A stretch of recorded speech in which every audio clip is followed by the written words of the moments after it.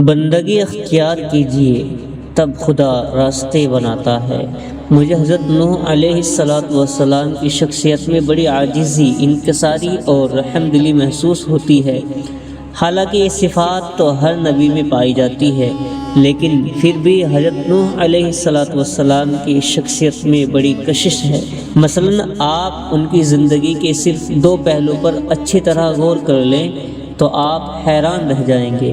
ایک ان کا 950 سال تبلیغ کرنا اور دوسرا ان کے بیٹے اور بیوی کے ڈوب جانا۔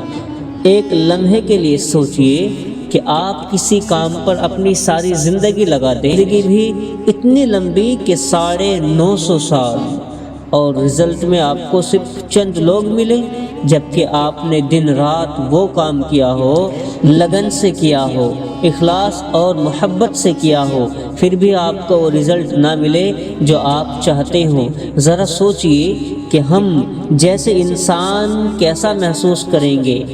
اور دوسرا ان کے بیٹے کا ڈوب جانا۔ ایک باپ کی بڑی محبت ہوتی ہے اولاد سے، وہ بہت شفقت اور محنت سے بڑا کرتا ہے، اور پھر جوان ہونے کے بعد وہ اولاد آپ کے سامنے ڈوب جائے، اللہ اکبر، کتنا بڑا امتحان ہے۔ لیکن میں آپ کو یہاں ایک اور نقطہ سمجھانا چاہ رہا ہوں۔ جب اللہ تعالیٰ نے فیصلہ کر لیا کہ اب ان تمام لوگوں کو ختم کر دیا جائے اور چند ایمان والوں کو باقی رکھا جائے، تو اللہ تعالیٰ نے حضرت نوح علیہ السلام سے فرمایا کہ وَاصْنَعِ الْفُلْكَ بِأَعْيُنِنَا وَوَحْيِنَا، ہماری آنکھوں کے سامنے ہماری وحی کے مطابق کشتی تیار کرو۔ تو آپ جانتے ہیں کہ حضرت نوح علیہ السلام کا کیا ریئیکشن تھا۔ انہوں نے کوئی سوال نہیں کیا، انہوں نے یہ نہیں پوچھا کہ میرے اللہ یہاں تو کوئی پانی نہیں ہے، یہاں تو کوئی دریا بھی نہیں ہے، پھر ایسے صحرا میں کشتی کا کیا کرنا۔ یہ ہے وہ ایمان، وہ تسلیم جو ایک نبی کو حاصل ہوتا ہے، اور ہمیں حاصل کرنا چاہیے۔ جب اللہ تعالیٰ کہے کشتی بناؤ تو پھر بنا ڈالو، پھر سوال مت کرو۔ جب اللہ کا حکم آ جائے تو پھر اپنی عقل کی ترازو میں نفع اور نقصان تولنا چھوڑ دیا کرے۔ ایمان نام ہی اس بھروسے کا ہے کہ جہاں آپ کی سمجھ ختم ہو جائے، وہاں سے اللہ کی رحمت کے راستے شروع ہوتے ہیں۔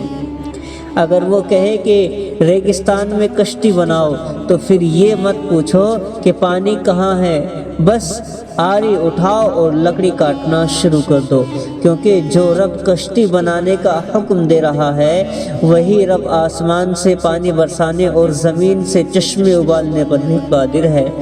ہماری مشکل یہ ہے کہ ہم پہلے راستہ دیکھنا چاہتے ہیں اور پھر قدم اٹھاتے ہیں، جبکہ بندگی یہ ہے کہ پہلے قدم اٹھاؤ، راستہ وہ رب خود بنا دے گا۔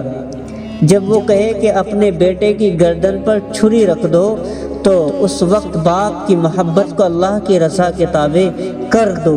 جب وہ کہے کہ تپتے صحرا میں اپنی بیوی اور شیرخوار بچے کو چھوڑ دو تو یہ مت سوچو کہ یہاں کھائے گا کون اور پیے گا کون، بس چھوڑ دو اور پلٹ کر نہ دیکھو۔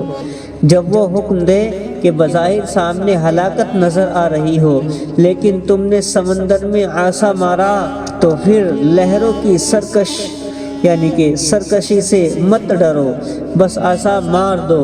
یاد رکھیں کہ راستے اسباب اور وجوہات سے نہیں بنتے بلکہ اللہ کے حکم سے بنتے ہیں۔ جب آپ کیوں، کیسے اور کس طرح کے سوالات مٹا کر اپنے رب کے سامنے سر تسلیم خم کر دیتے ہیں تو تب ہی وہ رب آگ کو گلزار بنا دیتا ہے، چھری کو کند کر دیتا ہے اور طوفانی لہروں کے درمیان خشک راستہ نکال دیتا ہے۔ بندگی صرف سجدے کا نام نہیں ہے، بلکہ بندگی تو اس یقین کا نام ہے کہ میرا رب مجھے کبھی ضائع نہیں کرے گا۔